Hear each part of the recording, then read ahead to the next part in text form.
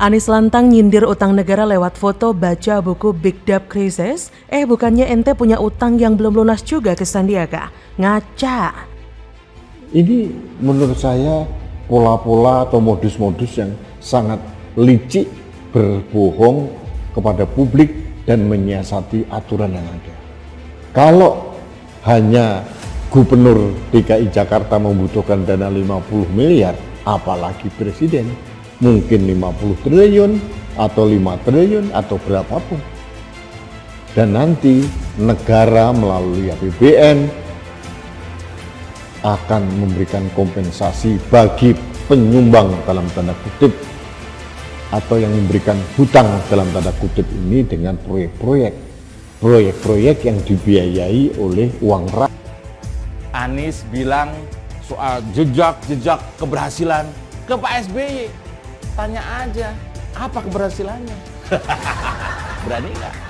Kita ingat bahwa bagian utama dari reformasi ekonomi Jokowi di masa jabatan pertamanya adalah mengemukakan konsep yang dikenal sebagai Indonesia sentris.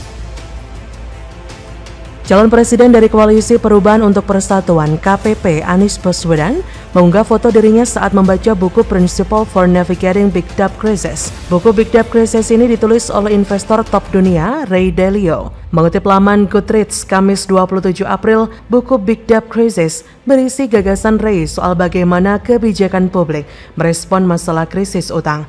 Buku ini menyediakan penjelasan tentang cara mengatasi krisis agar tak terulang kembali. Ray Dalio memakai peristiwa krisis depresi hebat era 1930-an dan krisis keuangan tahun 2008 yang mengguncang dunia sebagai studi kasus. Ray memaparkan sejarah krisis dan mengapa hal itu bisa terjadi. Ray juga membagikan pengalaman perusahaannya, Bridgewater Associates, dalam mengatasi dan melewati krisis tersebut. Nah, untuk diketahui, Anies mengunggah foto membaca buku Big Debt Crisis pada Rabu 26 April. Sambil duduk memanjangkan kaki, Anies membaca buku tersebut di sore hari. Anies terlihat membaca buku di pinggir laut, namun dia tidak menyebut lokasi persis foto itu diambil. Dalam foto yang diunggah Anies, judul buku tersebut terpampang jelas berjudul Principles for Navigating Big Debt Crisis. Mantan Gubernur Jakarta itu membubuhkan keterangan foto atau caption unggahannya. Anies mengajak untuk membaca dan bersiap sebelum besok menyambut hari baru yang lebih baik. Tulis Anies, matahari yang terang itu kini mulai meredup terbenam, teduh, semilir dan tenang untuk membaca dan bersiap sebelum esok menyambut hari yang baru dan lebih baik. Bagi yang telah mengakhiri masa liburan, selamat bersiap kembali bekerja dan berkarya esok hari. Apakah kelakuan Anies kali ini untuk menyindir utang negara? Buat yang tahu-tahu aja ya, Gadrun dan gerombolannya selalu berkoar soal utang negara yang bejibun lah, yang katanya satu orang rakyat dibebani sekian juta lah. Gorengan soal utang ini selalu jadi bahan empuk untuk Gadrun, dan kini sang junjungan pun mulai ikut goreng-goreng masalah utang. Tapi, harusnya Anies tahu diri lah. Ternyata dia sendiri kan juga punya utang yang sampai detik ini juga belum lunas, bukan? Itu loh utang Pilkada Jakarta yang konon 50 miliar. Atau ada yang menyebut sampai 90 miliar? Oh, jadi nyindir diri sendiri atau bagaimana nih Wan? Anyway, bacaan Anies di saat matahari terbenam cukup memberikan kode keras bahwa matahari sudah akan tenggelam. Itu artinya pencapresan dirinya juga akan tenggelam. Pasalnya dalam buku Principle for Navigating Big Debt Crisis, karya Ray Dalio itu bercerita soal krisis utang dan cara menanganinya. Kebetulan Anies juga pernah berutang.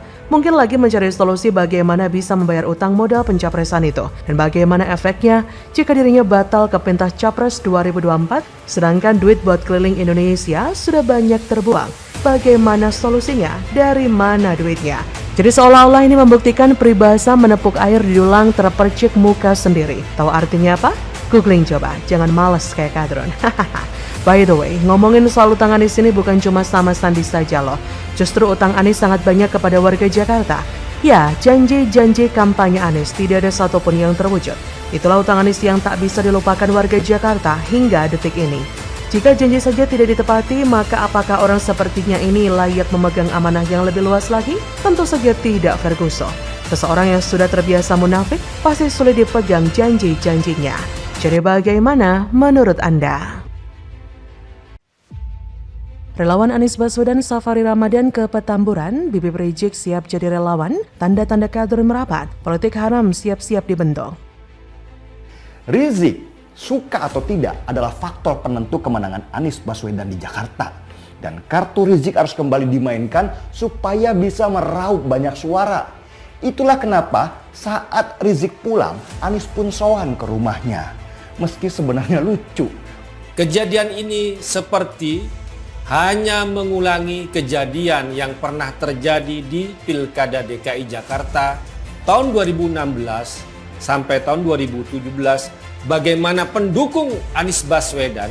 Sekretaris Jenderal Ormas Rekonsiliasi Masyarakat Rekat Indonesia Haikal Safar melakukan kegiatan safari Ramadan berkunjung ke kediaman Habib Rizik Syihab di Petamburan. Kunjungan silaturahmi ini guna mempererat tali ukhuwah Islamiyah sesama umat muslim di Indonesia. Kata Haikal pada Minggu 16 April, "Saya mengucap rasa syukur Alhamdulillah karena saya sangat terkesan dan kangen sekali dengan Imam Besar Habib Rizik Syihab. Sehingga kedatangan saya ke rumah beliau, HRS, disambut begitu luar biasa antusiasnya dengan penuh keakraban dan persaudaraan sebagai bentuk silaturahmi."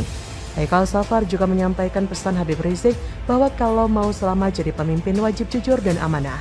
Menurutnya, rakyat Indonesia memiliki jiwa tepos liro yang sangat tinggi.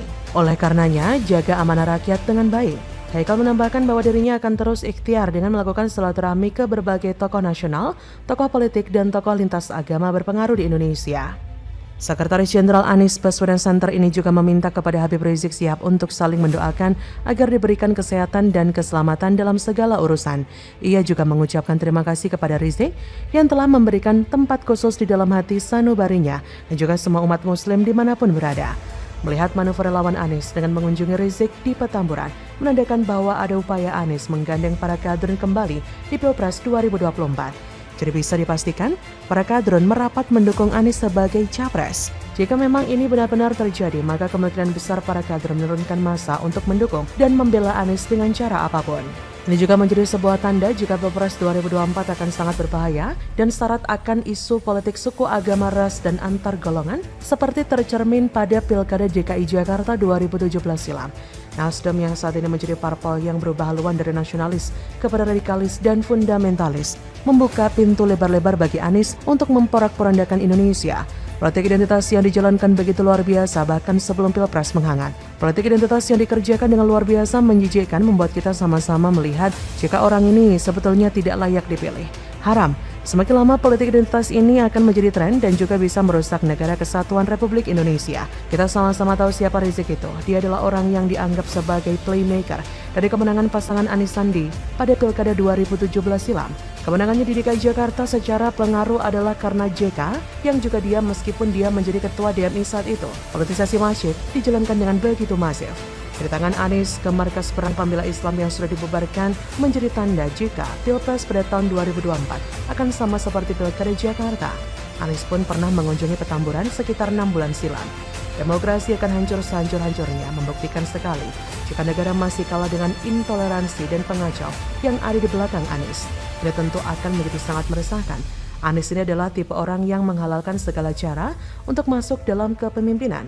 Bahkan dia dengan beraninya merangkul pengacau dan radikalis untuk menang. Masih ingat kan? Ada mantan pengacau dan radikalis yang mendeklarasikan diri mendukung Anies Capres? Maka yang harus kita kerjakan adalah berjuang untuk menghalau Anies masuk jadi Capres. Karena sudah dibayangkan di DKI Jakarta sangatlah kelam dan berbahaya permainan semacam ini jika diulang lagi. Tak ada yang bisa membayangkan jika ini terjadi secara nasional, pertemuan antara relawan Anies dan Rizik menjadi satu bukti kuat jika politik identitas akan segera dimainkan lewat mesin politik Nasdem. Bagaimana menurut Anda?